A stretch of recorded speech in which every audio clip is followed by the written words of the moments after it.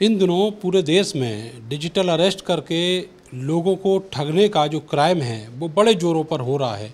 मेरठ में पिछले दिनों ऐसे ही एक दंपति को ठगा गया करीब 2.25 करोड़ रुपए से, और इस घटना को पुलिस ने चैलेंज के तौर पर लिया। इस घटना में 4 राज्यों से कुछ आरोपी गिरफ्तार किए गए हैं और इनका एक बहुत बड़ा नेटवर्क है। ये ग्रुप कैसे काम करता है और इनका जो नेटवर्क है वो कितना बड़ा है और कैसे लोगों को ये फंसाते हैं, इस पूरी जानकारी से हम आपको रूबरू कराएंगे। मेरे साथ हैं मेरठ के एसएसपी डॉक्टर ताड़ा साहब। सर, ये बताइएगा कि ये जो पूरा गैंग है इसने किस तरीके से उन बैंक कर्मियों को, जो बैंक कर्मी थे, उनको फंसाया और क्या स्ट्रेटजी ये लोग अपनाते हैं? जी, इसमें जो अपराधी हैं वो डिजिटल माध्यम से अपने पीड़ितों को अप्रोच करते हैं, जिसमें कि व्हाट्सएप कॉल के ज़रिए, नॉर्मल कॉल के ज़रिए, फेक प्रोफाइल बनाकर, वीडियो कॉल के ज़रिए जो पीड़ित है उसको कन्विंस किया जाता है कि उसके खिलाफ़ कुछ कानूनी कार्रवाई लंबित है। इस मामले में इनको बताया गया था कि इनके खिलाफ़ महाराष्ट्र में एक मनी लॉन्ड्रिंग का मुकदमा दर्ज है और उससे बचने के लिए इनके अकाउंट में जितना भी पैसा है उसे आरबीआई के एक अकाउंट में ट्रांसफ़र करने की ज़रूरत है, जो कि जांच के पश्चात इनको वापस मिलेगा। ये पूरा पैसा इनके द्वारा 4 दिन में ट्रांसफ़र किया गया था अभियुक्तों के अकाउंट में, और जब पैसा ट्रांसफ़र हो गया उस पश्चात इनको रियलाइज़ हुआ कि इनके साथ कुछ धोखाधड़ी हुई है। ये तत्काल साइबर थाने पहुँचे। पुलिस ने प्रकरण को बहुत गंभीरता से लिया। तत्परता से कार्रवाई करते हुए जो अभियुक्तों के खाते थे उनमें 40 लाख रुपए थे, उनको तुरंत फ्रीज़ करवाया गया। साथ ही तत्काल प्रभाव से हमने एक 5 की टीमें बनाई, जिसमें कि 3 अलग अलग प्रदेशों में, महाराष्ट्र, तेलंगाना और पश्चिम बंगाल, तीनों टीमें रवाना की गई तत्काल। और वहाँ पर जो अकाउंट थे और जो मोबाइल नंबर प्रयोग हुए उनकी जानकारी की गई। इसमें अभी तक 4 लोगों को पुलिस ने गिरफ्तार किया है, जिसमें 2 महाराष्ट्र से, 1 पश्चिम बंगाल और 1 तेलंगाना से हैं।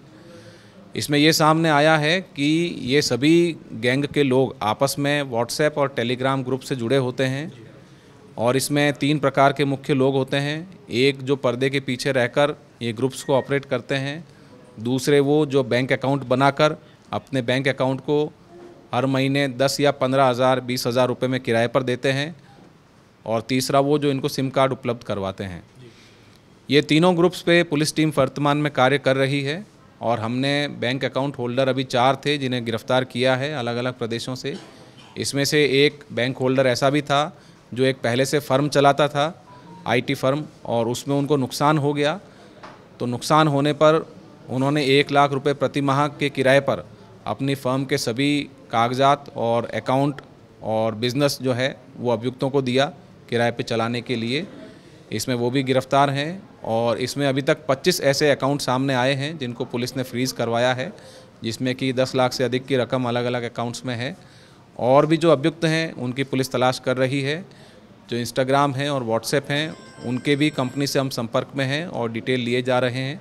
जो अलग अलग बैंक अकाउंट हैं उनके भी डिटेल लेकर, सिम कार्ड कंपनी से डिटेल लेकर अभियुक्तों की शिनाख्त कर ये पूरे गैंग का अनावरण किया जाएगा। सर, ये देखा गया है कि डिजिटल अरेस्ट करके जितने भी लोगों से ठगी हुई है वो सारे अच्छे पैसे वाले लोग थे, तो इनकी जो रैकी है वो ठग कैसे तय करते हैं कि ये हमारा अगला शिकार है?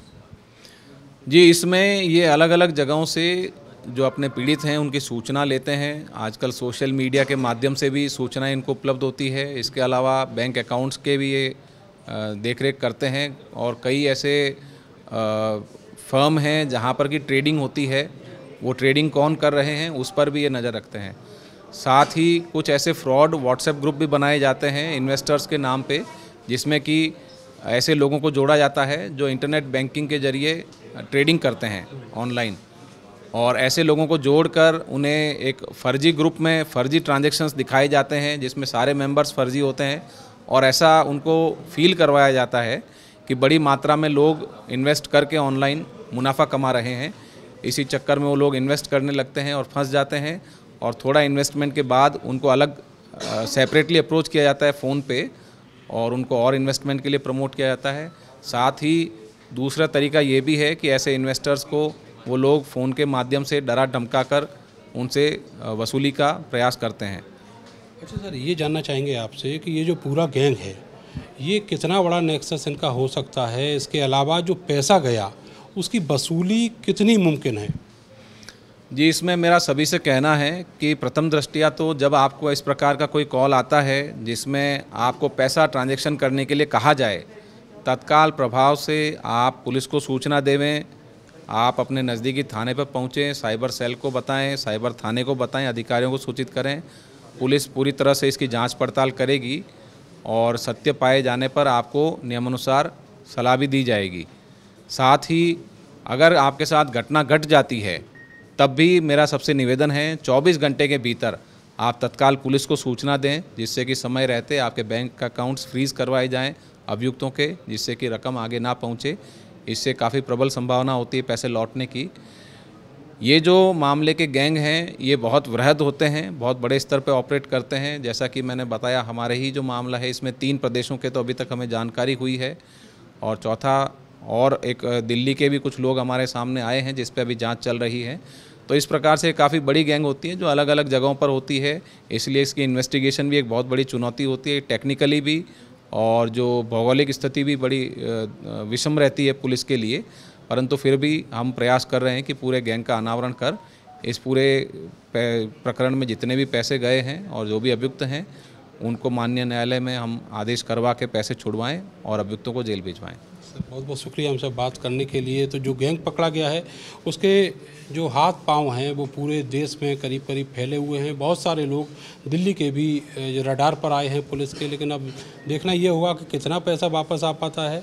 और सबसे बड़ी बात यह है कि लोगों को अवेयर रहना है। अगर कोई ऐसा कॉल आपको मिलता है तो बिना किसी बटन को आगे दबाए आप सीधा पुलिस से अप्रोच करिए। कैमरा सहयोगी सानू के साथ मैं नरेंद्र, भारत समाचार, मेरठ।